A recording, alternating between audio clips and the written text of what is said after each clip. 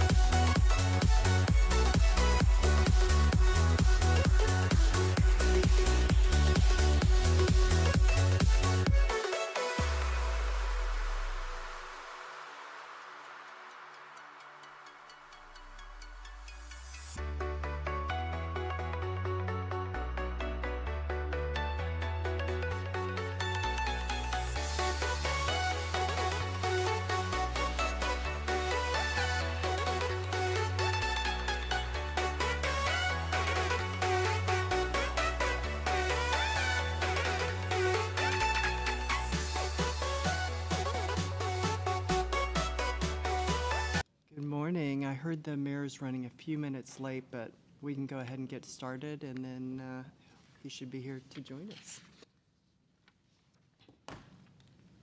Okay, for our Pledge of Allegiance, we have Captain Terry Freed. He's retiring this month after 27 years of credible service to the department. Captain Freed is currently assigned to the department's Disciplinary and Accountability Division. He has previously held assignments in the Internal Affairs Unit, Quality Control Unit, Research and Development Division, and the Investigations and Patrol Bureaus. So, Captain Terry Freed, we appreciate you and thank you if you lead us in the pledge.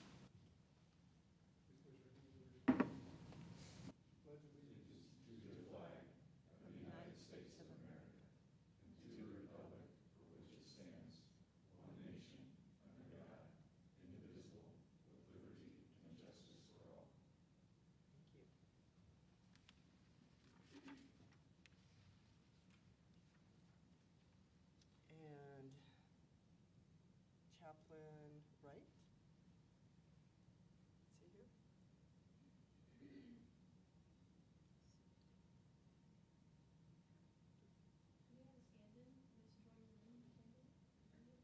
Thank you. For the invocation, Ms. Joy Marie, thank you.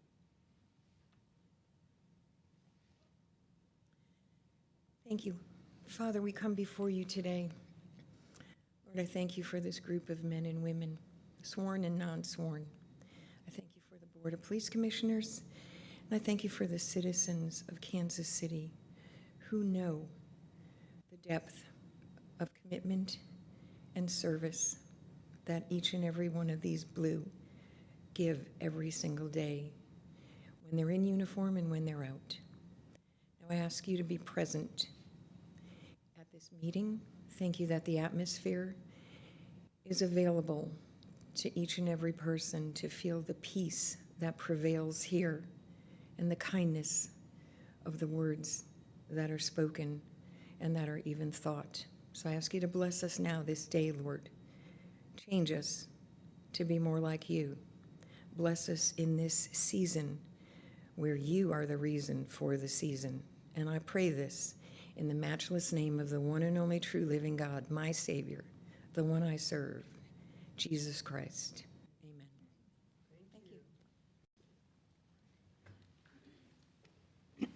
Thank you. Okay, and I know we have Councilman Reyes. Would you like to come up today as the mayor's designee? Good morning. I appreciate your patience over the last year as I've stood at this podium and asked you to be patient as we navigate our process of getting a municipal rehabilitation and detention center built and funded.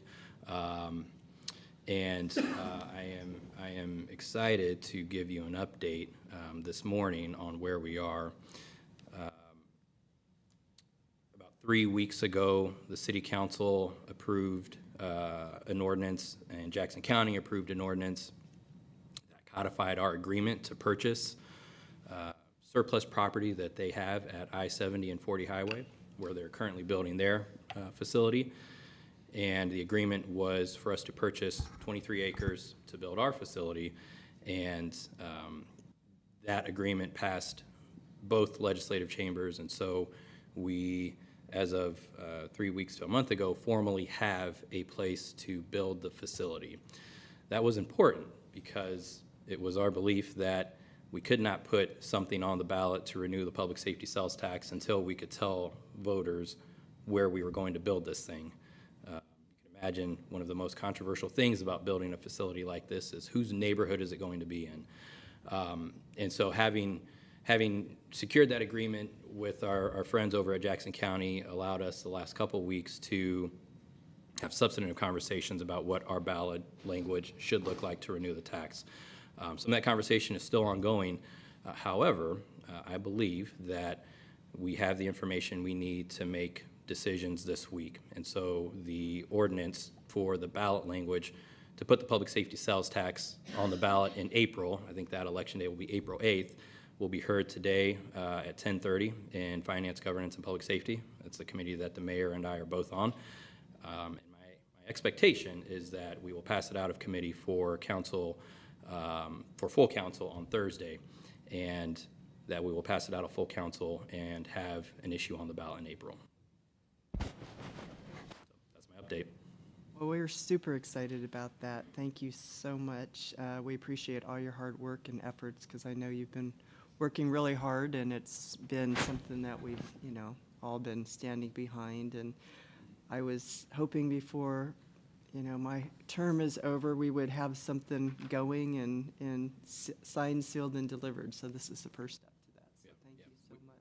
We are very close. We still have to have some important conversation in committee today, and with the full council. However, I think we're close to getting this on the ballot. Excellent, thank you. Any questions or? Yeah, I have a question. Crispin, could you remind us of the proposed timeline, assuming that we are successful in April? When would the city close on the land? The next day kind of a thing? The purchasing Jackson County's land? Correct. You're going to have it under contract subject to the vote being approved? There's a contingency in the agreement that if, for whatever reason, voters don't approve in April, we are not obligated to purchase the land. Okay, so sometime this spring, there would be an official transfer of title to the police, or to the city, excuse me? Yes. Correct? And are you, between now and then, will you be designing the jail, or how far along are you? So we can, I guess where I'm going with this is, are we going to hit the ground running April, May timeframe, or are we going to, now we're going to design it because we've got the approval? Can you share with us where that stands? Yeah, so we are working on the RFP for that next step. Some of the things that we still need to, we still need to hammer out some of those details on what the timeline looks like, and the renewal of the tax and doing it before it expires in 2026 is something that we have to think through and get an opinion on from both finance and law in terms of how and when we could issue bonds to get building. But we will be issuing the RFP very soon so that we can start getting responses back and start, the design process. And so the intent is absolutely to hit the ground running, and I think that is shared by a majority of the council and the mayor as well. Is it a design build process or hard bid on? We've got to hammer that detail out, and I think we'll be doing that very soon. And if all goes, when would you, two questions and I'll shut up. When would a shovel go in the ground, and when would be the estimated, we're answering phones in the new building? I don't have that information You don't? yet. I think Okay. there's some important things along the way to figure out, but again, and it's important to reiterate that myself and others understand the importance of addressing this issue. We've gone too long, even this last year, trying to get to this point, and we've got to get to work. Thank you.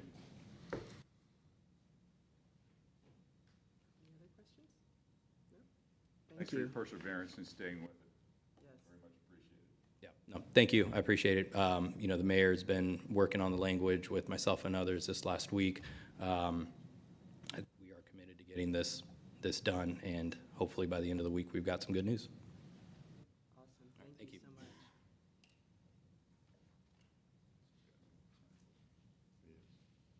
Okay, general counsel from Chief Graves. Good morning, Commissioners. Morning. Just want to do like a quick little wrap-up of 2024 and acknowledge just a few of the accomplishments of our members of the department. As you know, we took on the challenge of reducing crime and disorder to make Kansas City safer. You know, we ended the year last year. We're going to end this year at a better place than we did last year. We collaborated with others. We put people in, we've done a lot of work, let's just say. I was humbled by all the great police work that I witnessed this year, from officers to detectives to desk clerks, lab personnel, fleet operations, call takers, dispatchers, detention officers, legal staff, even our IT. And I don't have enough time to mention everyone here today, but every member of this police department has contributed, and their efforts are noticed, and we are, like I said, in a better place as a department. This year, our communications unit answered 963,205 calls for service. Our officers responded to 213,832 calls for service. They worked countless hours for numerous large events, providing extra patrol and enforcement in areas where our residents and businesses were experiencing an uptick in crime, to provide protection, service, and some relief. This year, we released our KCPD crime plan with evidence-based strategies. We completed 3 call-in cycles for our first implementation year of focused deterrence. We implemented Teams, our version of CompStat, to evaluate our efforts and our results. And after 24 years of the 10-4 plan, we implemented the 11-hour shifts, evaluating it 9 months in for efficiency, recommendations, and tweaks to get it right sooner than later. The 11-hour plan has retained and attracted new police officers and lateral transfers. Working with the mayor and city council this year, we secured competitive wages for our law enforcement personnel, lowering our rate of officers leaving the department by over half the percentage for the year, while even still attracting new hires. This year, we completed a pay study for our professional staff to finally fix a decades-old system and offer the ability to reach top pay sooner. And they will be presenting at next month's a board meeting. After a record-breaking number of homicides in 2023, the Police Foundation funded 4 crime analysts for each one of our homicide squads. They literally solve homicides and work side by side with our detectives to catch those who are hurting and harming the people of Kansas City. Today, with half the month of December behind us, we're trending to have the lowest number of homicides in the past 6 years. The past 2 years, even with a record-breaking number of homicides in 2023, we have a homicide clearance rate of between 73 and 75%, which is well above the national average. If one life is taken by violence in Kansas City, that's one too many. KCPD and the people of Kansas City still have a lot of work to do in 2025. But while we're trending up in non-fatal shootings compared to last year, Deputy Chief Niemeyer will give you an update on how we are working to reform our 3rd Assault Squad to identify and charge trigger pullers faster. There have been far too many accomplishments and just some darn good police work by every member to include in the discussion here this morning. So I'm excited for our future. The collaboration between KCPD and the people of Kansas City has been a need, a welcome relief, and a positive synergy that is the only path forward for sustainable reduction in crime, disorder, and an improvement in the quality of life in our city. This coming year, our goals are to build back patrol, ensuring we have officers available to answer calls for service, and also allow time for proactive police work, focusing on problem areas and trust building with those we serve. We will increase the staffing of our first responders, our call takers and dispatchers, to ensure when someone needs help and calls 911, they immediately hear a helpful voice on the other line. We'll continue to work hard at creating a positive and supportive environment for our employees, for their health and wellness, as well as attracting new members to join our department, offering competitive wages. At times, it's been a challenge to attract and retain professional staff at KCPD. With our professional pay staff study, we'll have the ability to retain and attract talented staff at market rate, like a much-needed HR director. So many good things to come here in 2025. Thank you for allowing me to serve in this capacity another year. I'm excited for the future of our department and impact of all of our work, all in collaboration with those who want to do good in our city. So I'm just thankful for where we've come, where we are, and where we're going. Any questions for me? Any questions? I have a comment, Madam Chair. First of all, thank you, Chief. As you were going through the accomplishments of this year, it was just super impressive, and I was thinking, and then I love it when you sort of beat us to the gun. I was thinking, okay, that sounds phenomenal, but what are the top 2, maybe, for 2025? And you outlined it, and we look forward to supporting you and all of the fine women and men of the PD in accomplishing it. So thank you so much, and thank you to all of you for what you do. I think it's very much an unsung hero type of position. I am learning in my brief time on the commission, and I don't think we say thank you enough. We know there's a lot of opportunity, obviously, but thank you for what you do. So I appreciated your remarks greatly. Thank you.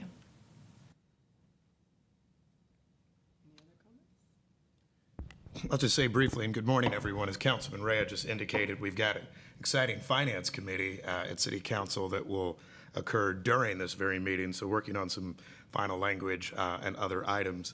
Appreciate you all and recognize it's the end of the calendar year in our last meeting. Just a few questions at issue for us, and apologies if you have already addressed this. I just want to give you an opportunity, and actually it'll probably come up in later presentations, but I want to amplify the progress we've seen. However, no number of homicides is acceptable or anything we welcome. However, we have seen a decline in that. We've seen our officers continue to solve them, and I think that is outstanding work that does need to be amplified in what this department has done over the past year. I also want to continue to commend the ongoing collaboration in the last month. The chief and I met with community improvement districts around the city, as did other members of the command staff, to talk about ways we can work with them, private security, business owners, and others to address property crimes. We understand that they continue to occur, but I hope people also understand that the department's doing very important work to make sure that those too are addressed and solved, charges are brought, and recognize that no matter the level of the offense, this department cares. So I said it was a question, but I guess I'll just say thank you for doing that work and being responsive, I believe, to those many public discussions that we've had over the last year. I know this goes without saying, but I'm going to ask it anyway. So the 2 initiatives we talked about, we've got a great strategy, but we need resources to be able to make the strategy effective. But that doesn't mean, I think, that we're going to change any of the initiatives that we had this year. The community engagement and all the things that provided a lot of success, I assume that carries forward too, plus the focus on the people and our culture. Yes, absolutely. Perfect. Thank you for your leadership, Chief. Thank you for your support. Yes, and thank you so much. I'd like to iterate. I know it's been a challenging year, and you have totally gone above and beyond, setting, the example of how do we make this better? How do we change this? What are solutions so this doesn't happen in the future? And I see that in the work that you've been doing, the teamwork with the city council. We appreciate everybody and everybody coming together on this. It's been a difficult, challenging, but I would say very successful year from the year before, and the crime is going down, and you're very focused on, how to continue to make this better and make it a safer city for everybody. So thank you. Thank you for Teamwork and what you do, collaboration. and everybody. Yes. Okay. Investigation Bureau, Deputy Chief Niemeyer.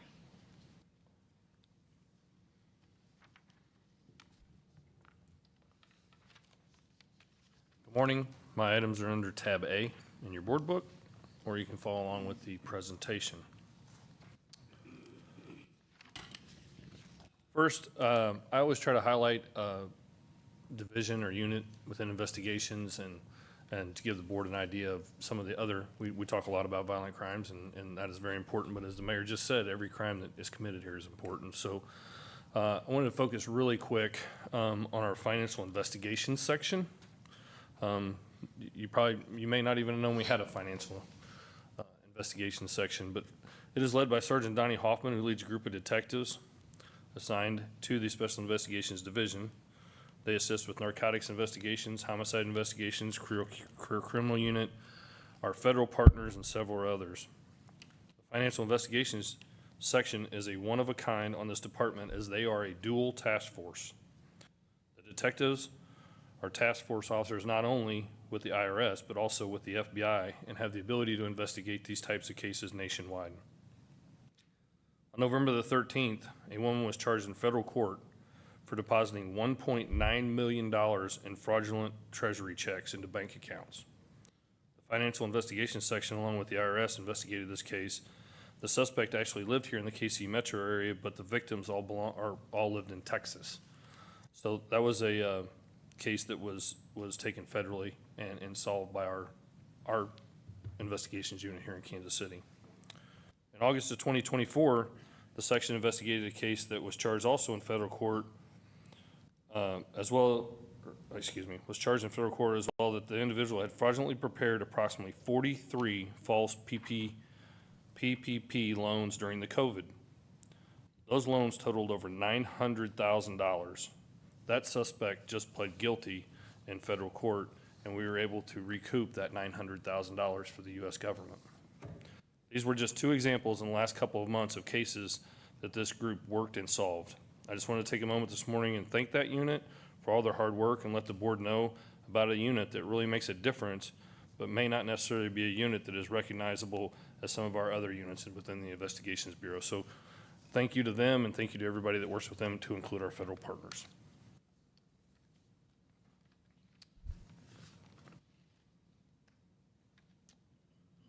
Okay, on to the blue sheet. In 2024, as of today, we've had 140 homicides compared to 175 homicides at this time last year. We have cleared 81 of those homicides from this year, along with 22 homicides from previous years, for a total of 103 cases. That equates to a 74% clearance rate in 2024. In November, we had 8 homicide victims. 4 of those cases have identified suspects, with 3 of those being arrested and 1 is solved but not yet arrested. 4 are still under investigation. To break down those by division, we've had 3 in Center Zone, 4 in Metro, 1 in East, 0 in North, South, and Shoal Creek. So far in December, we have had 5 homicides. Our non-fatal shooting comparison is from January 1 to December the 12th. We had 553 non-fatal shooting victims, compared to 493 victims within that same period last year. We are up 12%. In November, we had 28 non-fatal shooting victims. In November of 2023, we had 36. That is a 22% decrease. And if you look at the chart, the last 2 months, we've had fairly significant decreases after we have been up all year long. So that's a positive.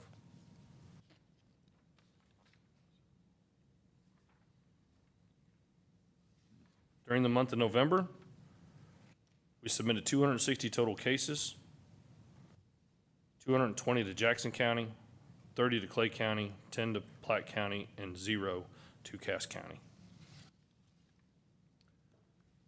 And much like the chief completed a kind of a wrap of 2024, I would like to do the same for Investigations Bureau. We do have some new board members since the beginning of the year, and I know the next board meeting in January, we normally do a recap of numbers and comparison of numbers and statistics to the previous year. So I'd like to compare or like to go back and talk about what we accomplished in the Investigations Bureau in 2024. The first is the third assault squad that we talked about last month and we've been talking about for the last 6 months. Will begin on January the 19th of next year. Some may ask why January the 19th. That's how it works out on work schedules, pay periods, and things of that nature. Thank you to the Patrol Bureau Office for helping us. We've worked on that because you can't just add 5 or 6 new detectives at one time. We had to bring them in one at a time, train them until we got enough that we could make that 3rd assault squad. So we're very excited to have an additional squad working on our non-fatal shootings. The 1810 squad began responding to all overdose deaths this year in January. That was a big change from what we had done before. They began investigating narcotics dealers who caused those deaths in overdose. This year, we have submitted 3 cases that are awaiting a decision from the prosecutor's office, and 2 cases have actually been charged on dealers who caused the death of an individual in an overdose. I want to thank Chief Carl Oakman and his staff who actually gave us their template on how they responded, and we just did the same thing, and it's really worked well. If I could just add a little bit of commentary to that, just talking to police chiefs across the United States, these types of cases are so hard to prosecute. And for us to have, how many cases, Doug, did you say 5? That's what I thought. Either already prosecuted or in the process of being prosecuted is really great, to be honest. To hold people who are, providing narcotics that result in deaths. Major Kobanaw has started having quarterly meetings with all of our prosecutors, city, state, juvenile, every quarter.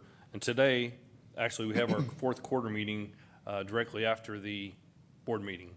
So we will be holding that meeting today. Chief mentioned this, we added a crime analyst to each of our squads this year. Each of our homicide squads, assault squads, robbery unit have their own crime analyst. A huge thank you to the Police Foundation for helping us fund that and make that possible. Focus deterrence. We transferred the focus deterrence responsibilities to Captain Failer and the Special Investigations Division to work with patrol and others towards the crime plan. And he's done, I talked to Deputy Chief Maben, he's done an outstanding job moving that project forward. Shoot review. Many of you have attended shoot review. Major Kirkhoff and his staff changed it this year, made some simple changes in the way that information is exchanged. Again, many of you attended those meetings and see the amount of information available to not only our department members, but also our partners in helping reduce violent crime. I believe he runs a very efficient meeting to manage that amount of information and the amount of people that are in the room that he's able to manage to get through that meeting in an hour each and every week, which helps result in our solve rate. Violent crimes held their first detective school in almost 3 years. We talked about that at a previous board meeting this year, and with over 100 people turning out to that training. The Special Investigations Division held 2 surveillance schools to assist patrol officers in our property crimes units. This expanded the pool of officers and detectives that were available to assist in these type of undercover operations. Our property crimes unit hosted the National Leads Online Conference this year in Kansas City, which was a very large event. And also, I want to thank Sergeant Davis and Sergeant Oldham. They completed their project this year on the soft interview room. We talked about that before too, and which is used now for victims of domestic violence and sexual assault. So with that, there are just a few, these are just a few of the things that happened in 2024. I truly want to thank my entire staff in the Investigations Bureau office, Pam Bear, who everyone knows each and every meeting passes out the blue sheet to you, Sergeant Bobby King and Major Kobanaw. I ask a lot out of these folks. There's no way this past year would have been possible without all their hard work.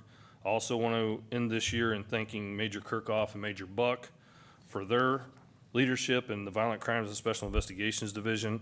We have met every single week. Myself and the 3 majors have met every single week this year to ensure that the communication between all of our divisions were solid and working towards the same goal. Thanks to all the employees in the Investigations Bureau, and with that, I'm going to conclude this 2024 report unless you have questions. Any questions? Very good report. When you look forward to next year, what 1 or 2 things are you and your folks thinking about? Because there were 8 or 9 bullet points there that very successful year. Do you have, could you share with us some of the things as you look forward to next year? One of the, as the chief said about bolstering patrol, I'm very happy to say I work very closely with Deputy Chief Maben. Patrol Bureau, Investigations Bureau have really worked on some project. An example is the Crossroads project. We work hand in hand with them on that. But our goal is there's a few units that I still have that could really use some personnel. And I think with the work of Deputy Chief Ortiz's group and you seeing what's starting to happen and the trend of what's starting to happen and having larger classes, having more laterals, that gives me leeway to now go and add folks to the robbery unit or property crimes detectives, things of that nature. So it's dependent, my bureau does depend a lot on patrol. It depends a lot on recruitment, on the things that I'm able to do. So I'm at their mercy a little bit, but we do have some ideas of what we're gonna do and go from there. And I hope to roll all that out in January after I've talked to the rest of my majors. Thank you. Thank you, and I appreciate all the work you're doing. I know I was in Colorado last week and always listen to the news there to see what's different and what's the same, and they were talking about their property crimes escalating with auto theft. And they were talking about they have a big problem there with it going to the cartel. These vehicles are getting stolen, shipped over to Mexico, and it's all going to the cartel. So I thought that was very interesting that, you know, not only are we feeling it here, we know it's a nationwide thing. And I know by putting that third assault unit team on, all of this helps as far as focusing in on those problems and making it a safer city. So thank you for being diligent on that, and we appreciate all your hard work there. Madam Chair, I have a question for Deputy Chief. The Detective and Surveillance School, you've spoken about that before, but help us understand, is that an off-duty opportunity for members, or is that a part of their, how are folks selected for that? And then when do they do it? I love the idea of the continuing education, right, in the training, but how is that approached?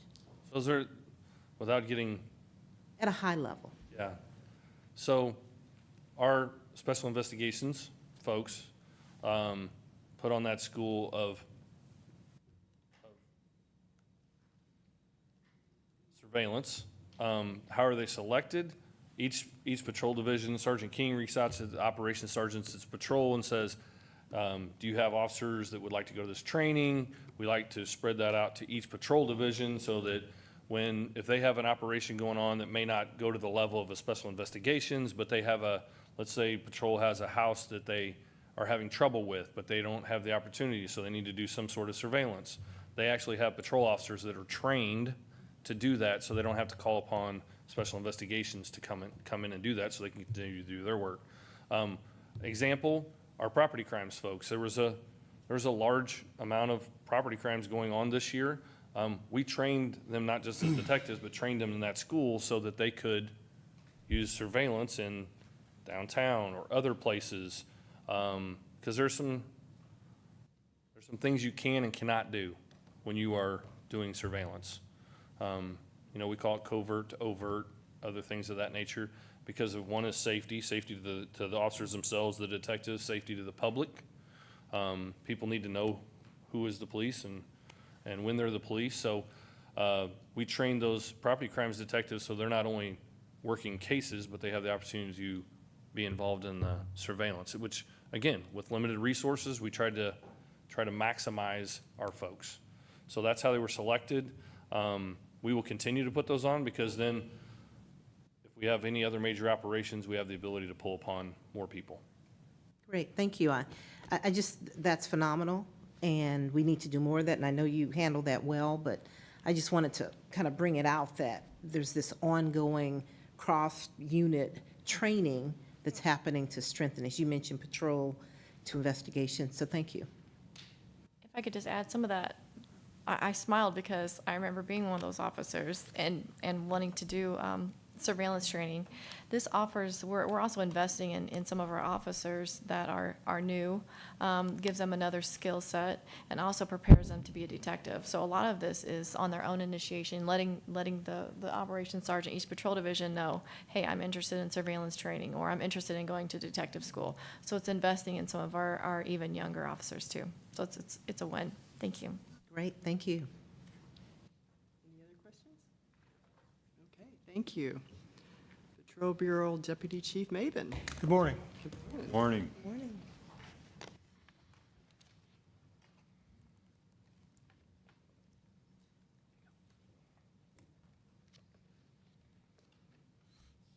All right, I'll begin my report by highlighting some of the Patrol Bureau notable events for the last reporting period. Then I'll present on the median response times, and then I will conclude with a report from the Traffic Division. Central Patrol Division implemented a new crime prevention and enforcement initiative within the Crossroads, Downtown, and the River Market districts. This initiative is aimed at reducing property crimes in the downtown corridor, using proactive officers from each patrol division and community engagement to conduct high-visibility patrol. They also partner with property crime detectives for surveillance and TRT for enforcement. This plan is similar to our summer entertainment district plan, but the initiative is specifically focused on reducing property crime in that area. East Patrol Division personnel attended a meeting at the Sunfresh located at 31st and Prospect and discussed department policies and procedures regarding the investigation of stealing and shoplifting offenses. They also instructed store employees on what to do when they encounter suspected narcotics on the property. North Patrol Division hosted approximately 20 high school students from the North Kansas City School District for a day of job shadowing at the station. Several of the students expressed an interest in law enforcement careers. And also, North Patrol officers conducted some training at the Wexford Place Senior Living Center at 6500 North Crosby and shared information on how to avoid being the victim of a financial scam in preparation for the holidays. Moving on to Shoal Creek. Shoal Creek officers in CED received several community complaints regarding an auto repair business within the division. These complaints range from pollution to noise pollution to various other types of suspected criminal activity. Shoal Creek officers partnered with the city and other departments and issued 3 violation notices to the property, and these efforts have led to a decrease in criminal activity around the business. Police Athletic League had a total of 1,224 visits during the reporting period. They averaged 71 visits per day. They also had 22 new enrollments. PAL continued their tutoring program, offering 4 different learning opportunities throughout the week. They have open tutoring, a small group learning lab, a Spanish-speaking small group learning lab, and grade-based study hall. The tutors are volunteers, college interns, and high school-age PAL kids who assist with the younger kids. All combined, PAL student athletes have received over 400 supplemental educational hours in the first semester of the 2024-25 school year. K-9, you may recall I highlighted K-9 Rocks during the last board meeting. Well, he had another productive month during this reporting period. He assisted the career criminal section in TRT during the apprehension of an aggravated assault suspect. He assisted fugitive apprehension unit and the U.S. Marshals with the apprehension of a homicide suspect, and conducted an article search at 9th and Woodland and located a stolen firearm. Our other K-9s had productive months too. K-9 Neville assisted with the apprehension of an ag assault suspect. K-9 Scoop assisted officers with an article search and located a stolen firearm, as well as assisted in the apprehension of another ag assault suspect. K-9 Carlo assisted TRT with an Operation 100 and also successfully apprehended a suspect with felony warrants. And last but not least, K-9 Pepper located a firearm during 2 separate ag assault calls for service. Response time reports. The median response time for priority 1 calls during the month of November was 8 minutes and 56 seconds. This is a 5-second decrease compared to October. The median response time for priority 2 calls was 11 minutes and 18 seconds. That's a 33-second decrease compared to October. Traffic Division report. From January 1 to November 30th, there were a total of 16,260 crashes citywide. That's about a 5% decrease compared to the same period last year. There were 77 fatal crashes with a total of 86 fatalities from January 1 to November 30th. Last year, there were 83 fatal crashes with a total of 94 fatalities during the same period. That's a 7% decrease in the number of crashes and 8.5% decrease in the number of fatalities year to date. There were 6 fatal crashes during the reporting period, and 3 of those involved pedestrians. One was an individual crossing a busy street, one was a person standing or walking in a lane of travel on an interstate, and one involved an individual in a wheelchair attempting to cross a highway. The DUI section conducted 8 Wolfpack operations in November with a combined total of 159 traffic stops. They issued 157 tickets and made 35 DUI arrests. There were 104 DUI arrests department-wide during the reporting period. And that should be a reminder for those who are watching to celebrate responsibly during the holidays. Our traffic officers will be out in force through the end of the year looking for impaired drivers. We want everyone to be able to safely enjoy the holidays. That concludes my report. Do you have any questions? Thank you. Any questions? I have a couple questions, but I'll start with maybe just some feedback I received from businesses, particularly in the crossroads of downtown, and they are thankful that the department listened to their needs and appreciate the additional presence there. So I want to make sure I pass that along. A couple of questions. So positive trend on the response time for priority 1 and priority 2, and I'm trying to relate that to the 963,000 911 calls and 200+ thousand calls for service. Do we ever go back and overlay the call volume to the response times just to see year over year if there's any trends that we can look at that gives us some information or some data to see how we can maybe forecast how the response times could be trending? Right, yeah, we do that from year to year, also month to month, even down to day. As part of our review of the 11-hour plan, we looked at response times and calls for service hour to hour.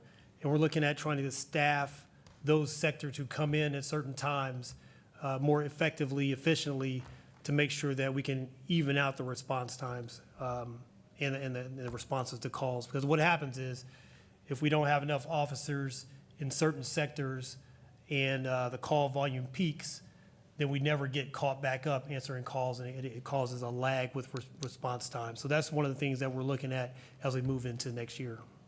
But still maintaining the 11-hour shift? Correct. Just adjusting it to get greater coverage during those high call periods? Correct. Maybe more officers starting their shift at different times, so we might adjust start times slightly, but more so just, it comes down to staffing ultimately, and so we're trying to be more selective with how we staff officers. Thank you. One other question is, I know PAL is great during the holidays and preparing for a lot of these kids that go to PAL and their families' holiday meals. And I got to participate on that, I think it was around Christmas a couple years ago.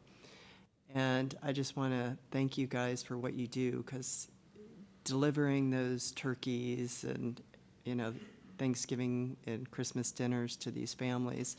I know on the Ring doorbell, moms would get on that, were single moms that were at work, and just so grateful and so thankful. And I just think that that's such a great thing to get the community and get these kids, and I know you have a big Christmas party coming up for them as well.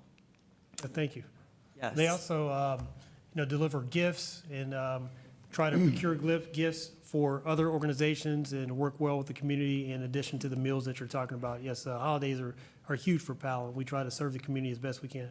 Yeah, and I can't tell you how many people have come to me that said, you know, they're an officer now because of that, and that makes a big difference as well. We appreciate that positive influence in the community, so thank you guys for doing that. And when is the Christmas party coming up as far as the gifts and all of that? Or I'll have a question or an answer for that momentarily. Okay, because I would challenge, you know, any of the board members that would like to go out and help deliver those. It's very rewarding just to see that and the smiles on the kids and the families' faces. So thank you. I just have a quick question. In my short time on the board here, one of the common themes has been staffing and specifically more officers. And so obviously there's a connection between more officers trained and response time, correct? Yes. But being realistic, you know, and I think Mayor Lucas commented on this sometime this fall, that are we, to be realistic, given where we were 6, 7, 8 years ago with staffing, and I'm jumping ahead here a little bit, we're at 1,100-ish today, is that correct? If we're sitting here a year from now, given the realities of what we're, you know, people coming through the academy, what would you be pleased with in terms of staffing and I'm kind of putting you on the spot a little bit. Is that 20 more officers, 40 more officers? Is there a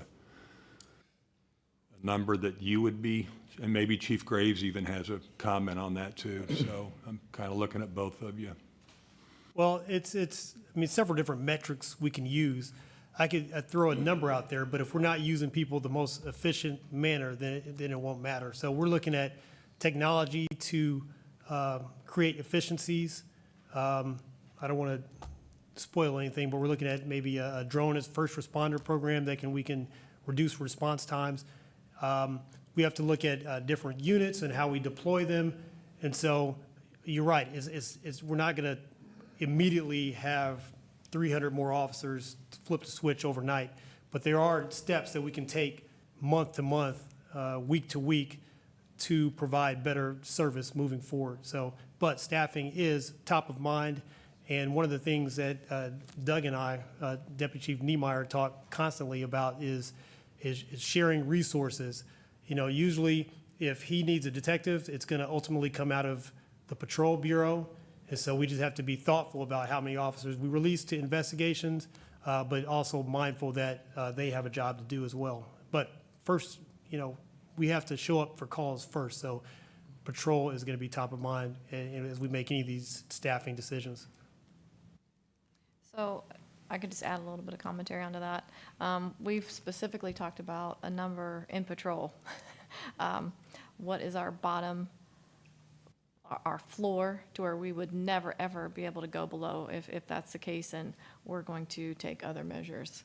And then also looking at what gains we would like next year. We actually did throw out a number in our, because I meet with each bureau commander each week, and I would like to see at least to end the year next year with at least 50 more in patrol. And I know that might be lofty, but I've also talked to our deputy chiefs about building back patrol this year. So I know that these two really work fantastic together to try to weigh the needs of both of these bureaus. But we're going to build back patrol in 25, and we're all going to work together. Obviously, you know, with the laterals have 100% helped with some of our staffing and in assisting in investigations bureau in building back that third assault squad. But this is definitely something that's top of mind. And also, Deputy Chief Maven and I have also discussed up beyond that strategic planning of looking at our patrol divisions, the different landscape, the changing populations and demographics. I mean, you can just look at that downtown. When I first came on this police department, that was, it's a very different place with a larger residential population here than it was even 10 years ago.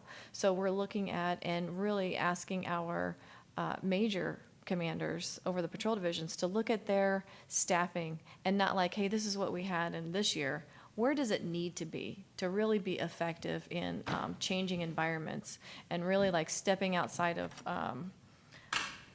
I don't feel like our commanders have this is the way we've always done. I don't feel like that's the case, but empowering them to look at their staffing and say, this is how many we should have for future planning, or even right now, even when we talk about specifically downtown, just because it's the landscape has changed and it's ever changing. Just coming down here on a weekend in the Crossroads downtown area, you could see it's a very different place than it was 10 years ago. It is happening, and that's a good thing. There's a lot of people down here, which was part of our response, is there's a lot of people down here. There's an uptick in property crimes, and that's why we absolutely made those adjustments and tweaks in some of the staffing to respond to that ever-changing environment. But looking at that strategic, visionary thinking, what should this look like? And with that can help guide our people when they come in, our new officers, of where that they should be placed.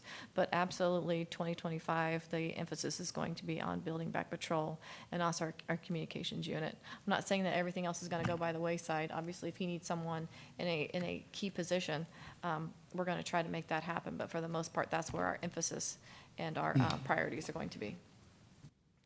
I have a quick follow-up. Thank you for that. Deputy Chief, you mentioned, and I love it when you said, it's not about the resources, but it's about the efficient use of existing resources. I believe the 11-hour plan was implemented earlier this year. How, as we sit here in December, and we kind of look at, can you give us a brief snapshot of maybe the before and the after? What have been the benefits of the 11-hour plan?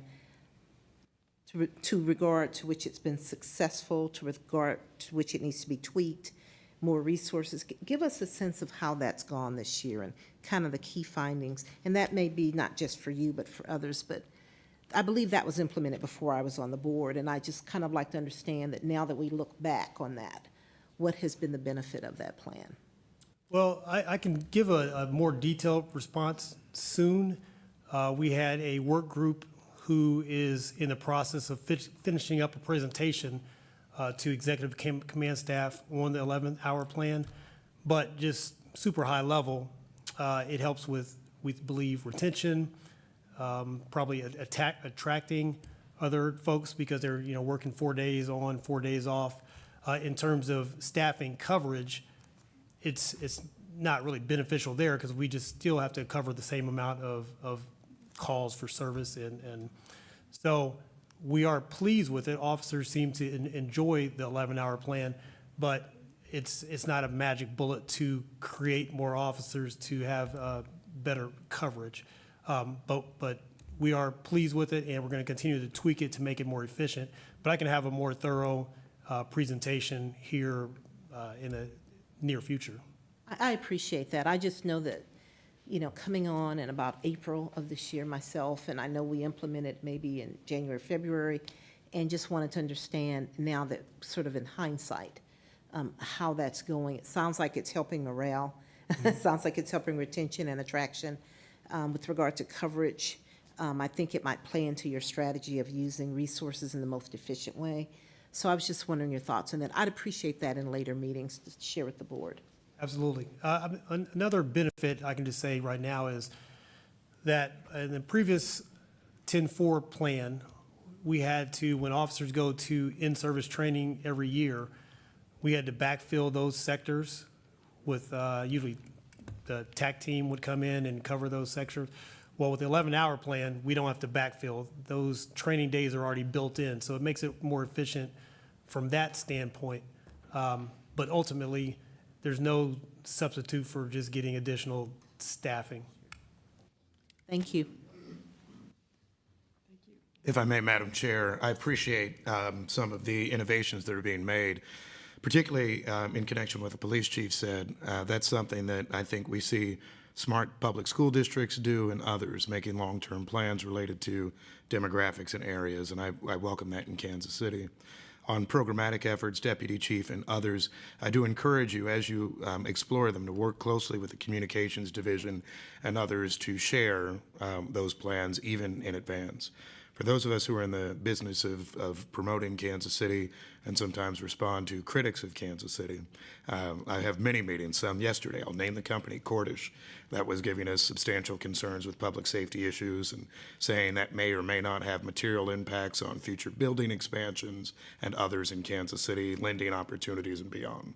Sometimes those folks are just bluffing for stronger incentives, things you don't have to worry about. Sometimes perhaps they're very realistic concerns. I also have the unique fortune of being tagged on social media on almost every business break-in, so I get to learn a lot about them. They have any number of reviews about responses and prevention and what have you. I do encourage us to continue to have, I think, aggressive discussion and conversation with, if not them in particular, because I know our officers typically do, more broadly business community interests and others who at least could share the work that's being done, the innovative efforts that are being taken, so that people don't just believe that there's nothing happening. But I absolutely appreciate any innovation that we have and encourage us to amplify it as much as possible. Thank you. Any other questions? All righty, Administrative Bureau, Deputy Chief Ortiz. Good morning, Commissioners. Mr. Mayor, good morning. Good morning. I'm pleased to share information with you today which can be found under tab C in your books. I will cover department strength, recruitment activities, wellness initiatives, and I will also give you an update on the crime lab. First, let's discuss department strength. As of November 30th, as you can see, we had 1,103 personnel. We also had 32 police officer candidates and 530 professional staff members. I'm also happy to share that for the first time since 2019, we're going to be able to beat attrition. That was one of our goals since the beginning, and it's happening. Great job. Regarding our law enforcement hiring efforts, we had 27 candidates in background, 27 candidates pending job offers, 12 candidates confirmed for the 184th class, which is scheduled to start on January 27th, 2025. In addition, we have 16 laterals at different stages of the hiring process. And I just want to mention also that just yesterday, we had our 21st lateral start the police academy, something that we tripling from the previous years. So laterals have been a tremendous help, and it doesn't seem like it's going to be stopping anytime soon, so we look forward to that. Deputy Chief, question. Clarify laterals. Are we speaking of someone who's a professional staff who wants to be a officer, or what? Clarify what you mean by laterals. Yes, ma'am. It's going to be another police officer from another police department, or a police officer that stopped being a police officer a year or two ago and still has kept that post certification, so they can still come back to our police department. Thank you. In our communications unit, we have 7 candidates in the background and 2 pending job offers. We're also going to be hosting tomorrow a communications job fair with Full Employment Council, and we're going to have one tomorrow, the 18th, and January 8th at 1740 Paseo, and you have the time is from 1 p.m. to 3 p.m. We're going to have this information also on our social media, and please stop by, come by, and we'll love to meet anybody that wants to join our police department. On that topic, I noticed, I think it was on social media, I saw where we allowed people who are interested in communications to listen in.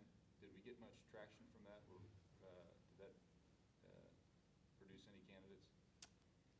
Every event that we had so far has been producing great results, but I will check on that and give you more details on that. Interesting strategy. I saw that they could spend a few minutes, really get a first-hand look at what is involved. Absolutely, sir. Yes. Next, let's discuss our recruitment activities. Just last week, on December 11th, we had 31 candidates complete the physical agility test. These candidates are now going to be moving forward to the next step of the hiring process. Our next testing dates are listed above, but I want to encourage anyone that is watching to consider applying for KCPD and join our team. Next, I have a few of our upcoming recruitment events. Our recruiters diligently network daily, building strong relationships in high schools, colleges, and universities to better staff our department. For example, UMKC invited our team to present to the female members of the Criminal Justice Club. This event is called a 30 by 30, and approximately 25 to 30 members attended. Professor Misty Campbell was pleased with the turnout and all the information shared by our officers and our professional staff members. We extend our gratitude to our communications unit, parking control, detention unit, social services, traffic unit, and our employment unit for making this a successful event. Officer Sutton is also coordinating another event with Park University, and we see that this is creating great relationships with all of them. Mr. Mayor stepped out for a few seconds, but we took his advice and we had donuts and pops with our community colleges and high school recruiting events. For example, at Ruskin High School, we had a pop with an officer event, and it was greatly appreciated. They all had fun, nothing for our recruiters to eat, so it worked out. Also last week, Professor Cindy Carson and 20 criminal justice students from State Fair Community College traveled to KCPD for our hosted recruiting event. The students started their day at South Patrol Division, interacting with the K-9 unit, bomb and arson, violent crimes units, special investigations unit, DUI, and then they toured our South Patrol detention. Then they went to the Regional Police Academy, spending time with our tactical teams and experiencing a hostage rescue demonstration and other activities, including using the battering ram to open a door. Most of these students are going to be graduating in May and are already considering KCPD to join our team with KCPD. Others expressed interest in participating in ride-alongs to learn more about our department and our opportunities. So we look forward to meeting them also. Many thanks to Deputy Chief Maben and Deputy Chief Niemeyer for helping coordinating this event as well and going above and beyond to make this a successful event.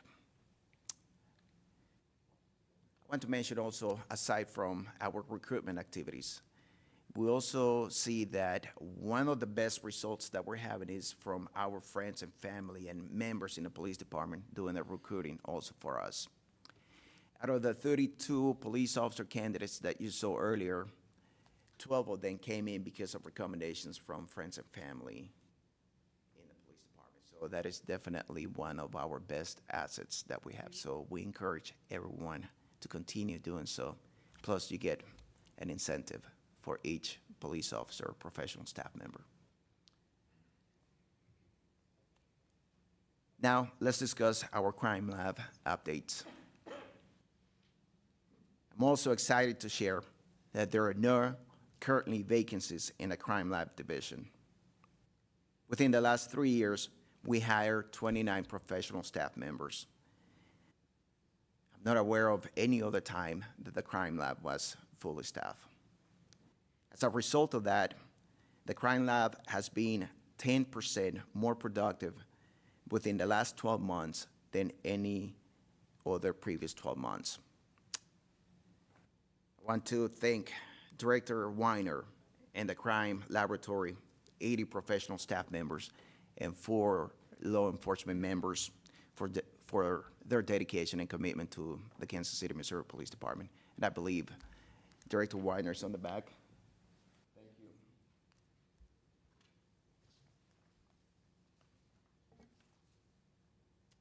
Finally, I would like to discuss one of our many wellness activities throughout the month.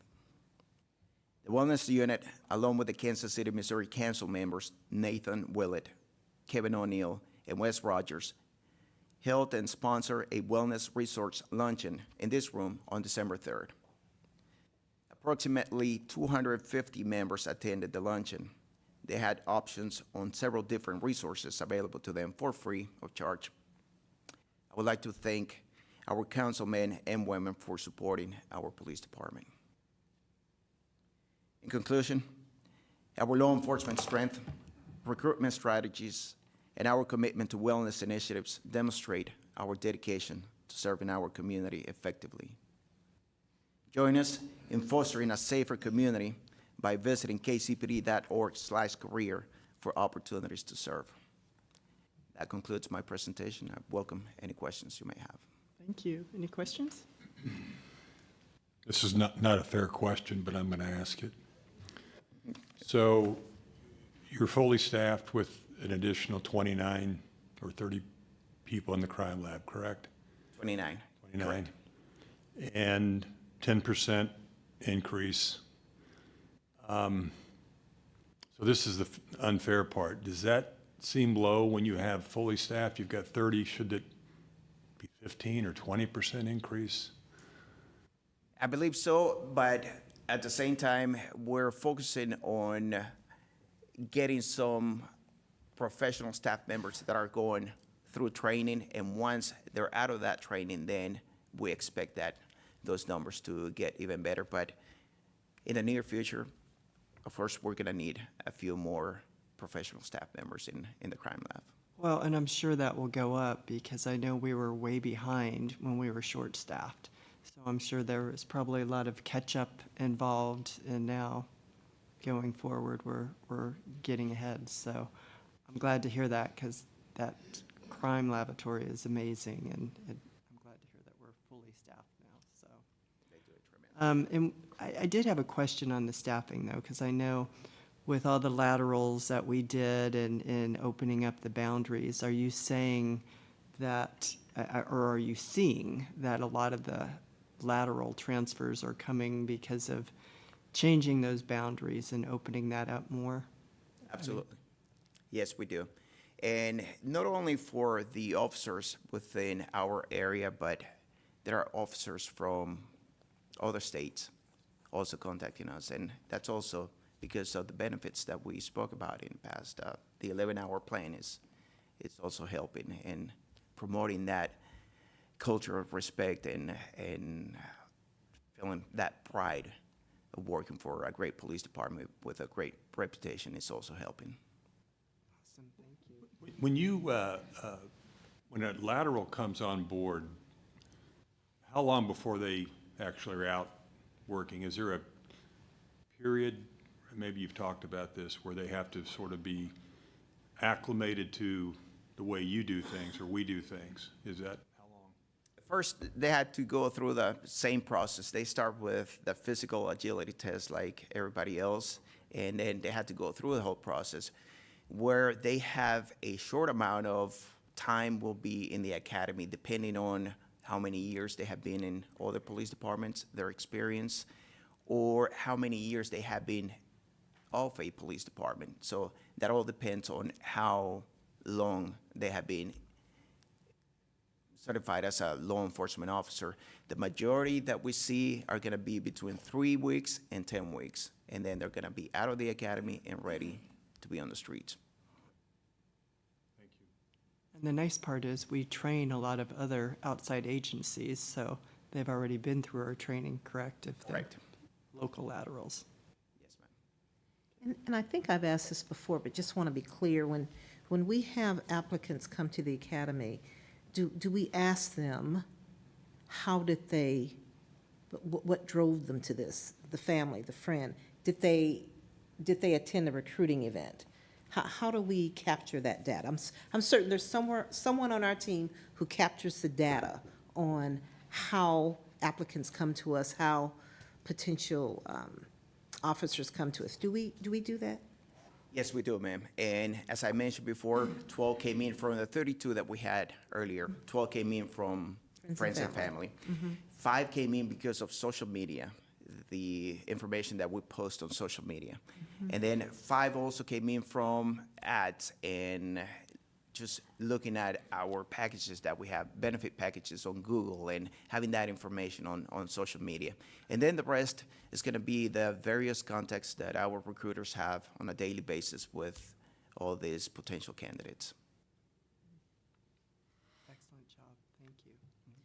I just want to make a quick comment and give a shout out to the crime lab, because just the phenomenal work that's done there. And I know that that lab also supports other departments, right, across the metro area, so it's just not KCPD, and it's really seen as this jewel and this asset in the community. So I just wanted to commend the work of the crime lab, especially with the director sitting back there, and just comment on the great work they do, and not just for Kansas City, but for many law enforcement agencies in the area. So thank you. While we have the director here, is there anything you'd like to say? I noticed you're back there, so we would love to hear from you.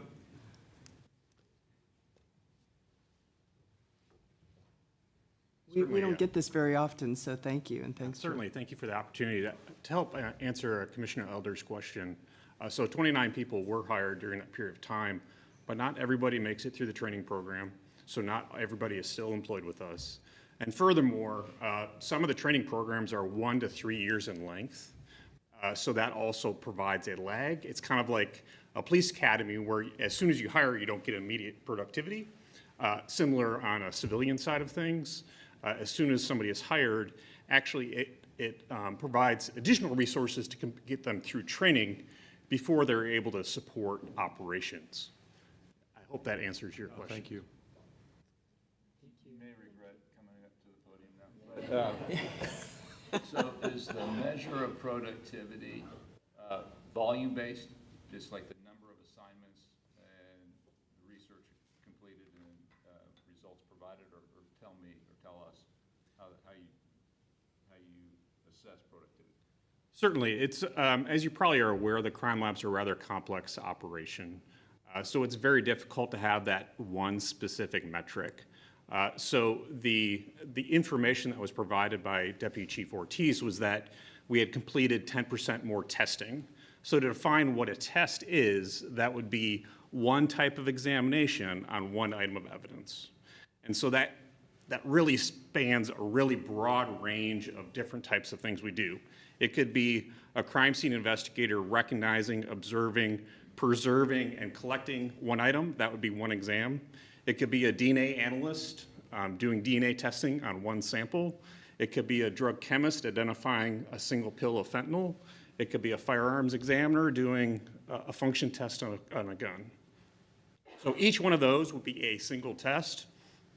And during the last 12 months, we completed about 43,000 of those tests, whereas the previous 12 months, it was about 39,000, which is that 10% increase.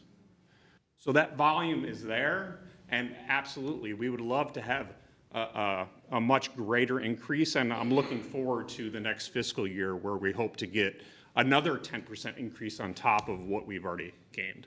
As we have about 10 or so, those new hires are still in training, and obviously they're able to contribute some to our productivity, but the training programs are rather extensive, and that can have that time delay. That helps. That's a very thorough answer. Yeah, thank you. Thanks. We're very lucky to have Director Weiner on staff here. He's not one to toot his own horn. I know in previous board meetings, we highlighted I think it was an international conference here, of blood stain pattern experts. Analysis, there we go. And he is just internationally known and respected. And I think that a lot of people don't know that because, of course, we often don't talk about it, but he is absolutely an asset to the Kansas City, Missouri Police Department, and also really enhances the credibility and the professionalism of our organization. So I just wanted to make that note. Thank you. If I may, quickly to answer your question about PAL and the dates. Yes. As you're aware, on Wednesdays, South Patrol has their PAL events, and so they'll be doing a gift giveaway tomorrow from 5 to 7 p.m. The main PAL Center did their gift giveaway last week.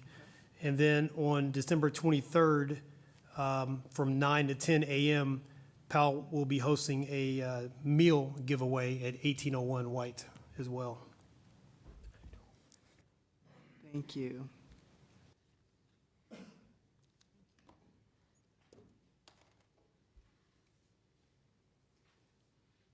Okay, Executive Service Bureau Deputy Chief McCollum. Good morning. There we go. Good morning, Commissioners. All items of the Executive Services Bureau are located under tab D of your board book. Item A, budget transfers for fiscal year 2024-25. I request the following appropriations be transferred within the General Fund, Public Safety Sales Tax Fund, and Police Grants Fund. The General Fund transfer moves $60,000 from personal services and $2.25 million from capital outlay totaling $2,310,000 to contractual services. The Public Safety Sales Tax Fund transfer moves $51,361 within contractual services. The Police Grants Fund transfer moves $24,858 from contractual services, $22,000 from capital outlay in the amounts of $3,631 to personal services and $43,227 to commodities. The Police Grant Fund transfer adjusts appropriations to where they are needed now compared to when they were estimated in the fall of 2023 as the budget was being put together. Unless you have any questions, I recommend approval. Any questions? Maybe just two follow-ups. So the $2,250,000 is for other legal needs that we are anticipating, and that's not affecting compensation and benefits. That's coming from outside of personal services. Yes, that's correct, outside of personal services. And the $60,000 within that is, I think you and I talked about this, all from personal, but it's going to contractual for communications and our contract employees there. That is correct. It's coming out of the communications unit portion of personal services and salaries that are unused, and going to pay for the contractors that come into the communications unit to assist. Thank you for that. Motion to approve. Is there a second? Second. All in favor, say aye. Aye. Okay, ayes have it. Item B, adjustment to special revenue accounts for fiscal year 2024-25. I request that $2.25 million be appropriated from the unappropriated fund of the liability self-retention fund for personnel matters. Unless you have any questions, I recommend approval. Any questions? Move approval. Second? All in favor, say aye. Aye. Aye. Item C, Peregrine Unified Data Platform. The department has identified a subscription-based software known as Peregrine Unified Data Platform to aid in the investigation of criminal offenses. The technology will enable the department to enhance the ability of intelligence analysts by allowing rapid searches across all networks connected department data sources. This technology will lead to more efficiency and generate additional leads for our detectives. The cost for a one-year subscription is $647,000 with the option to renew for 2 additional one-year periods. The cost of the purchase will be funded by our friends from the Police Foundation of Kansas City. Unless you have any questions, I do request your approval. I move approval. Second. All in favor, say aye. Aye. Motion's approved. Item D, replacement of ALPR cameras, hardware, and Isilon storage. On October 29, 2024, the Board of Police Commissioners accepted the Police Foundation of Kansas City KC Violent Crime Reduction Subaward. The department intends to use the funds to replace existing end-of-life equipment and technology that will strengthen police services and reduce crime.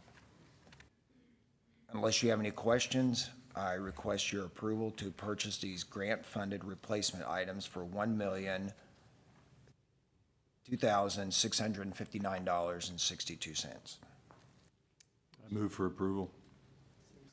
Second. All in favor, say aye. Aye. Motion is approved. Item E, bid number 2024-0013, Glock G45 handgun. On December 5th, 2024, bid number 2024-0013 was opened for the purchase of the Glock G45 handgun. Two companies were invited to participate, and both quoted the same price. However, GT Distributors is the only local distributor. This is related to last month's request to appropriate funds that will allow our department to purchase the firearms upfront and give our sworn members the opportunity to transition to the new duty weapon now and process for reimbursement through payroll deduction. Unless you have any questions, I do request your approval and recommend awarding the bid to GT Distributors. I move approval. Second. All in favor, say aye. Aye. Ayes have it. Motion approved. Item F, renewal of bid number 2023-15, police uniform contract. On December 13, 2022, the board approved a one-year contract to Gauls, GT Distributors, and Basingers Police Supply for uniforms and equipment. With this contract is the option to renew for 4 additional one-year periods. This will be the second renewal period this will be the second renewal period and will extend from January 1st, 2025 through December 31st, 2025. Unless you have any questions, I recommend your approval for an anticipated expenditure of $359,700.67. Any questions? Move approval. Second. All in favor, say aye. Aye. Item G, 2024-25 Missouri Western Interdiction and Narcotics Task Force. The department is part of the Midwestern Interdiction and Narcotics Task Force, also known as MOWIN. The Platte County Sheriff's Office is the award recipient on behalf of the task force, and because the department is part of MOWIN, the department receives funding through a subaward. As a subrecipient, the department receives $213,888 to cover the salaries of 2 KCPD members of the task force and overtime. The award period is from July 1st, 2024 through June 30th, 2025, and is the department's 27th year of participation. Unless you have any questions, I recommend acceptance of this subaward. Any questions? Move acceptance. Second. All in favor, say aye. Aye. Motion's approved. Unless you have any questions, that completes my report. I think that's it. Thank you. Thank you. Okay, Deputy Chief Young. Good morning. Good morning. Before you today is the training requirements and records policy for a 5-year review. I have to say, while it's an important topic, it's not necessarily, it's a rather static topic. So 5-year review, there was only one minor change, and I recommend your approval. Move approval. Second. All in favor, say aye. Aye. Motion's approved. About as easiest as last month's policy. It'll catch up to me eventually, I think, probably. Thank you. Thank you.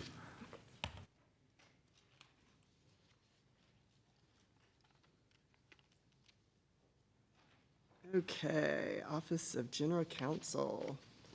Good morning, Commissioners. I have 2 action items for you, and they're under tab F in your board book.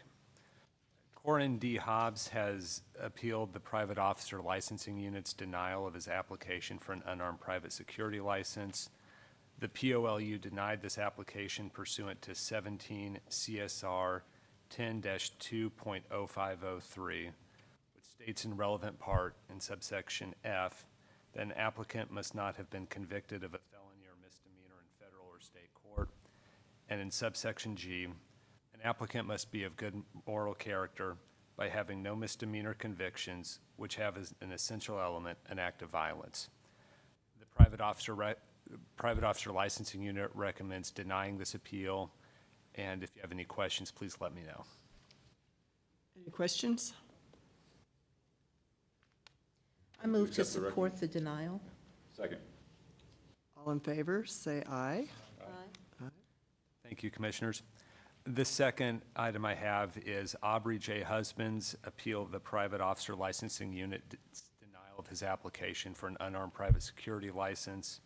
This application was denied pursuant to 17 CSR 10-2.0503, which states in relevant part in subsection G, an applicant must be of good moral character by having no misdemeanor convictions which have as an essential element fraud or dishonesty.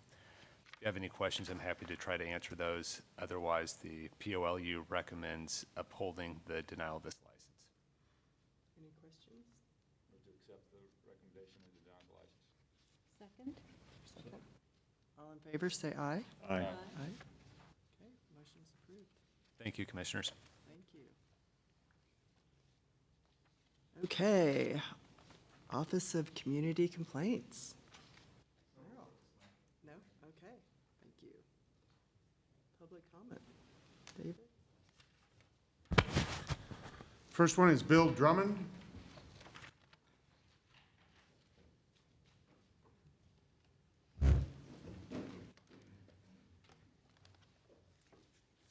Thank you. Bill Drummond. I live in the neighborhood called Mannheim Park, which is one of our areas that is being developed on and improved rapidly. And I'm also a first mover in the Crossroads neighborhood. I'm a working artist, and so I've seen the Crossroads as it started out, what it was, what it became, and now how it is flourishing. And I'd like to note for your global information that the Crossroads is the third most vibrant example of arts and culture being a basis for business development in any city in the United States. So we have something here with the Crossroads, and that does deserve our support in a full way. Relating to my neighborhood, I'd like to give a positive report first. It's our perception in the neighborhood that even though response time can improve, it's better, and so that's a good thing. Secondly, we've had a massive amount of help from the KCPD with our chronic nuisance properties. We've shut down 2 houses which were sites of massive crime, drug overdose, car theft, prostitution, drug dealing. It was bad, and the police department helped us close down those 2 houses, which have now been sold on tax auction to rehabbers, which is a good thing also. Our non-emergency calls are now getting more attention, specifically requests for police presence, neighborhood cleanups, squatter camp removal, and visible patrolling. So those are the good parts of what's happening in our inner city, our Crossroads, Crossroads, but specifically in Mannheim Park. Now I'm going to get into some serious stuff here.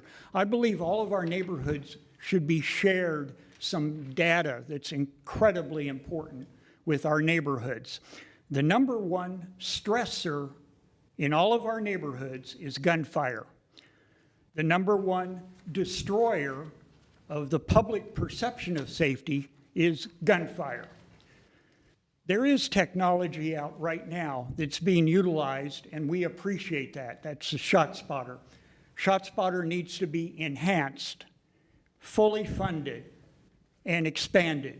Specifically, there is technology right now, and your technology people can speak to this, to unite ShotSpotter with camera technology, such as traffic cameras, and also license plate readers. Wouldn't it be nice when we get a shot fired report via ShotSpotter that targets the area where the shot is coming from, that license plate readers are enabled, as well as cameras are enabled to record that vicinity?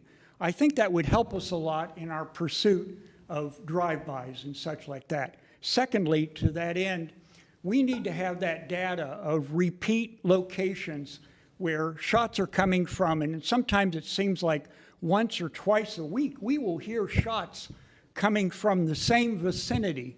And I know ShotSpotter can target where those shots are coming from. We want that data shared with neighborhoods, particularly our inner city neighborhoods. Right now, there is no reporting methodology for ShotSpotter shots fired reports to be shared with a neighborhood. We have to ask for calls for service, which also, guess what, doesn't have ShotSpotter technology report. So we need to know in our neighborhoods where we hear shots coming from. Is this happening over and over again in a particular location, or because of a particular bad behaving business that lets some crime occur? We need that. We need that. Moving on. Nonviolent public demonstrations. In the next year, in particular, and in the next few years, I expect that we are going to have massive demonstrations in Kansas City. I don't think they've been handled as well as they could have been handled in the past. The mayor could speak to this because I was standing by him where nonviolent demonstrators were actually pepper sprayed. They were nonviolent. They weren't doing anything wrong. So I am asking you to consider and please mandate new rules of engagement that can be addressed now for the coming public disturbances that I do believe will be occurring in Kansas City. Specifically, Mr. Drummond, your 2 minutes are up. may I continue? May I continue? Do we have other speakers? Yes, we do. What I would like to do is, because we're very interested in hearing this and learning more, Yes. is maybe get a private meeting set up where we can do something and listen to, Yes. the community on that. Thank you. 'Cause there's not enough time, and I know you're very passionate about making a difference, and we appreciate that. The specifics is important, so I'd like to meet with your staff on that matter. Question. Thank you. Mr. Drummond, I have a quick question for you. Give us a sense of where is Manheim Park?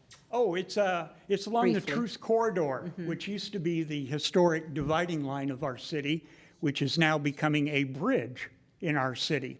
So it's a very desirable neighborhood to be in. Our housing has, I'll have to ask our housing authority, has at least gone up 5 to 6 times in value. You can't get in edgewise with a house nowadays. It's the happy hunting ground of developers, and I advocate for a direct linkage of development to public safety. And I think Chief Graves has heard a bit about it with my proposal called Safe Neighborhoods Are Good for Business. Thank you. Thank you, guys. Mary Faith White?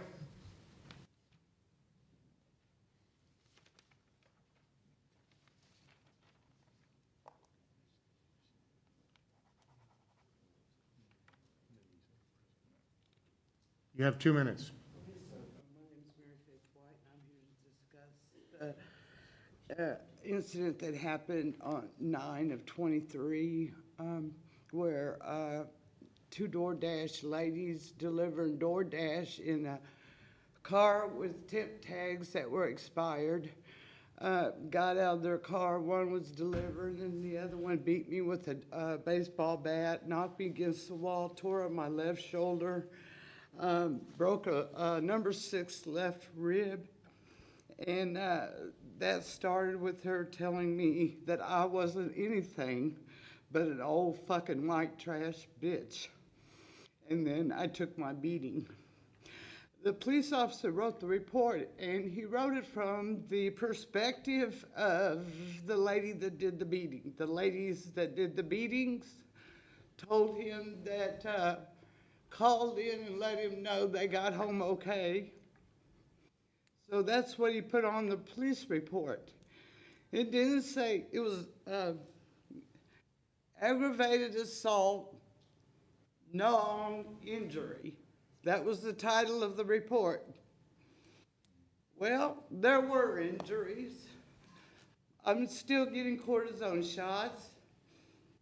My rib is better, but I'm being followed by people being paid by the city to act like private detectives, and over 150 incidences, including 5 death threats, 2 dead birds, almost being run over by a Corvair, 2 different times, 150 incidences since, and the ladies were never charged with anything that did the beating with baseball bats. Have you In my communicated? alley, at my house. Have you communicated with the Office of Community Complaints?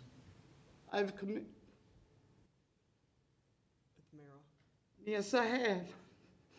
And every time I do, I become the victim of an investigation. All of a sudden, I get 150, a whole troop of guys that are supposed to be PIs. Some of them are felons, some of them are just misdemeanors, some of them live right nearby me. And I'll take off from my house. I got it right here, you guys. I got this proof that I'm being followed, and I can't lift my arm any farther than that because of my injury from them. But this camera right here has evidence of them following me every single place I go. If I go to the store to get milk, if I go to Walmart, if I go shopping, they're inside sending people in to create a scenario to try to approach me and create scenarios. Do you know what I'm saying? We want Meryl. Do you understand what I'm saying? Yes, yes.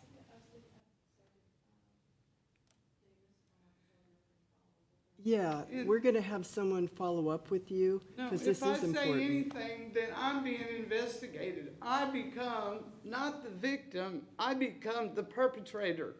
I'm treated as a perpetrator against the police department. And my father was 30 years the KCPD officer.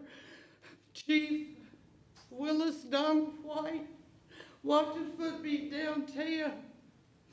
And he was abused too by the police department because he was Native American as well. I'm not a fucking old white trash bitch. I'm a retired school teacher. I just turned 69 this week. And I mind my own business. I don't drink. Mary Faith White. Mary, can we go talk out here? Thank you, ma'am, and they'll hear you. Truth in reporting is non-existent. I've got 10 reports in my file, and each one of them has mistakes. Costing me money. One was an automobile accident. It cost me $5,000 deductible at minimum. Thank you. Because it was recorded inaccurately. Doug Schaefer?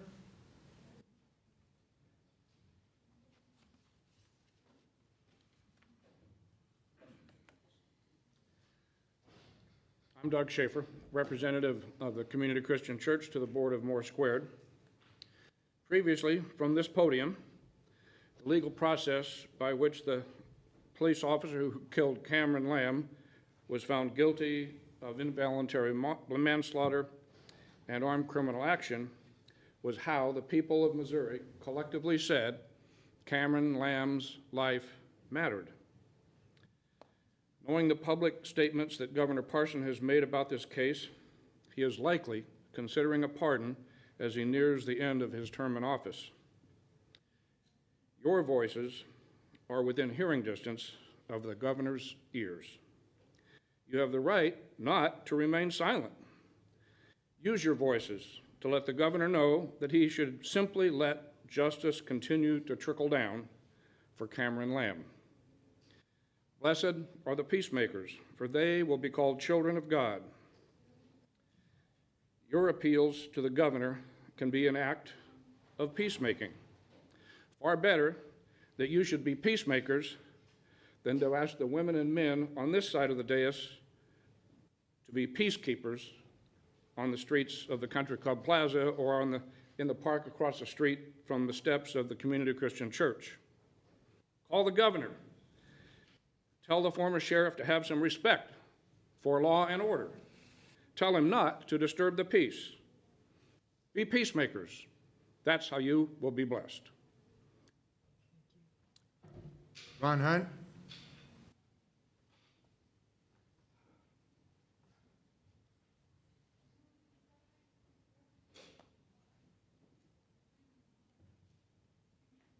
Thank you. To the board president, to the board, the chief, appreciate it. Wow, lots going on. I just want to say this year's been a real trying year for all of us, and I really want to thank the chief. You know, as always, she's been a go-getter, her and her staff, and I'm not going to spend a lot of time calling out each other's name because I'll waste my 2 minutes up, but I really do appreciate all of you, what you've done, how the chief has and her staff has showed up for different community events. That's very important. And even though homicides were slightly down, violent crime, in my estimate, was up. And I was telling the mayor that that's up. This man over here in the right there, yeah, he's correct. He's correct in terms of violent crime surveillance. I don't know, some of y'all know where I live at, but where I live at, I have a camera, and I'm not gonna say this publicly, I know people are watching me, but I have a camera on my house. I have cameras all around my house, but definitely one that pans. And what I tried to implement was, at times when I was having problems with my neighbors, is that I wanted Corey to come in on my camera to where she can see what I see externally. You follow what I'm saying? You follow what I'm saying? So I wanted the police department to come and say, okay, I want you to see what I see. So I wanted to pair them up with my camera so they can see, because I live on a corner house to where my camera kind of rotates. And yeah, these are technologies that could be implemented in terms of neighborhood association working with the police department. So he's real correct. Meet with him. He's correct on 90% of what he was talking about, in my estimate. The crime lab, when I worked it for the school district, her name was, I think it's Miss Nex, she retired. Yeah. What I did at Southeast, which was called ACE, is that I created a partnership in the science lab with the Kansas City, Missouri Police Department. And that became more intriguing to young people because they were interested in crime scene investigation and all this other stuff. So you may want, I don't know who does your recruiting, so you may want to use that. I'm a good salesman, I can sell you anything, but you may want to use that in your outreach. I love talking to young people because I like crime analysis and stuff like that, but that'd be one way you can bring up your numbers. You got to have somebody that's kind of looking apart to kind of champion that for you and say, hey, young people, look at this over here. And so I don't want, my 2 minutes up, I don't want, but I just want to say, happy holidays to y'all. It was a tough year. Let's come up with some strategic plans with that guy and try to do something better and different. This year, the outreach, I appreciate Maven. I I tried an initiative. You see a borough out there. It's a borough out there. We work with, well, I work with Arts Tech, and I know the police department work with Arts Tech. So we give away toys every year. And so I set the boroughs out in 4 different stations. You know, it didn't work out. And I was really kind of heartbroken because I lobby for you guys. I support you guys in the community, and maybe we can do it different. But I didn't see not one toy in that borough. And that bothered me. It really bothered me. And you guys do a lot. You do a lot, especially during Christmas time. But next year, let's look at doing this a little bit different, because we served about 350 kids that last Saturday, and we also gave you credit. But I love you guys, men and women. I appreciate what you do. But there's a lot we need to do. And so I'm down with you. Have a nice holiday. But definitely meet with him. He's correct. And have a nice holiday, okay? Thank you so much. Ron. Okay? That's it. Is that it? Okay. We need the approval of the open session minutes for November 19th, 2024. Is there a Approval motion? of the minutes. Second? All in favor? Aye. Aye. Is it roll call? Motion's approved. David? I'd just like to wish everybody a very happy holiday and a great new year and a safe new year. Okay, thank you. Ed, would you like to say anything? Well, this is my last meeting, so I'm going to miss everybody. I've enjoyed my short tenure and just have a deeper appreciation for when I started to what you all do every day. From a public safety standpoint, I know that you receive at times more criticism than is deserved, but I know that I've kind of had a peek behind the curtain over the last 7 months, and I know that every day you all roll up your sleeves and go out and try to work better, faster, more efficiently. And I appreciate that.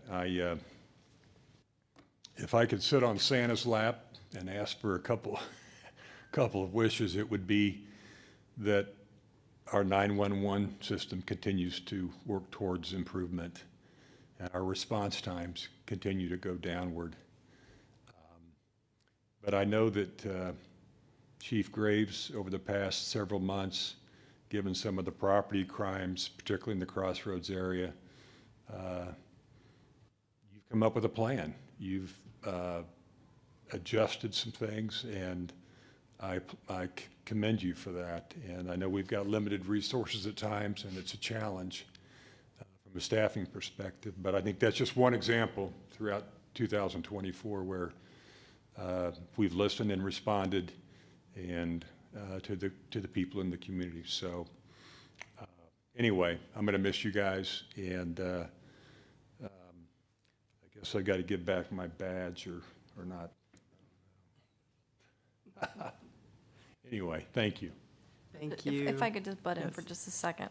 For the short time you've been on this board, you've made a huge impact. We have seen you, we have felt your support, and you will be dearly missed. Like again, just for the short time you've been here, you've made a huge impact on us. And I know that we will both be cheering each other on, even with you not on the board. So love to see you again, Thank you. if that's a possibility. And we're not letting you off that easy, because we're still here. We still have your phone number, and so. Yeah. Well, And we love your voice. you never know. So, Right. thank you. We still appreciate you. Commissioner Romeos. That's a tough act to follow. Commissioner Elder, you will be missed, but yes, we do have your cell number, so there you go. I just want to comment on, it has been an eventful year in so many ways, and the work that you all do in impacting the community, all walks of this community. There are those who are listening now who are happy with the work we do, and there are those who feel as though there's a lot of improvement that needs to occur. And the truth of that depends on the perspective of who's watching and who has the opinion. But I would just like to commend you all on what you've done and encourage us, as has been spoken today. We not rest on our laurels, but we continue to look for innovative, out-of-the-box ways. And you all are, just take that phenomenal policing to the next level to try to get more folks who have a perception maybe of us that's not positive to the positive side. So I would just comment on that. It's been a good year. I've appreciated supporting you all, and I look forward to continuing in 2025. And most importantly, let's remember what's important out there, what you do, but also more important, your families and your friends. Let's not forget those as well. So with that, that concludes my reports, Madam Chair. Thank you, Commissioner Whitaker. Thank you. Ed, thanks for being part of this board. Thank you for agreeing to serve. Thank you for supporting this department and providing strategy. I thoroughly enjoyed working with you. I know you and I will continue to stay in contact. I didn't want to miss the opportunity to tell you how much you're appreciated. Thank you. I appreciate that. With that, I hope everyone has a very safe and happy holiday. Thank you. Thank you. And again, I think everything has been said that I would like to say too. We appreciate everything every one of you do, your family support, the community coming and speaking.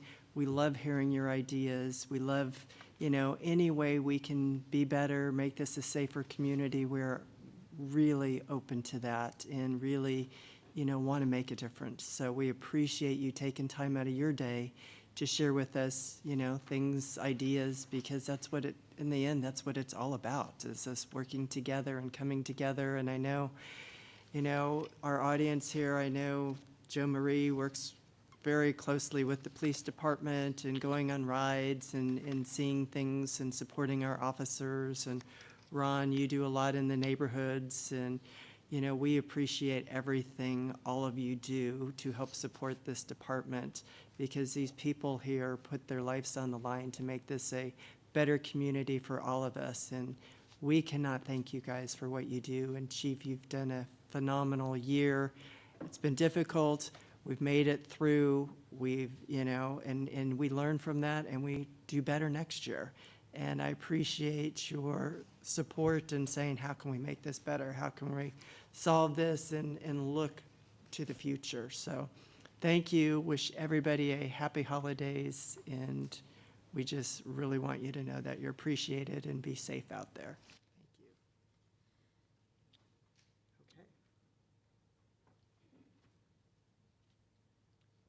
We need a motion Motion to go into Move close? to adjourn this meeting, go into closed session. Is there a second? Second. Roll call, aye? Romeus, aye. Whitaker, aye. Elder, aye. Kramer, aye. Thank you.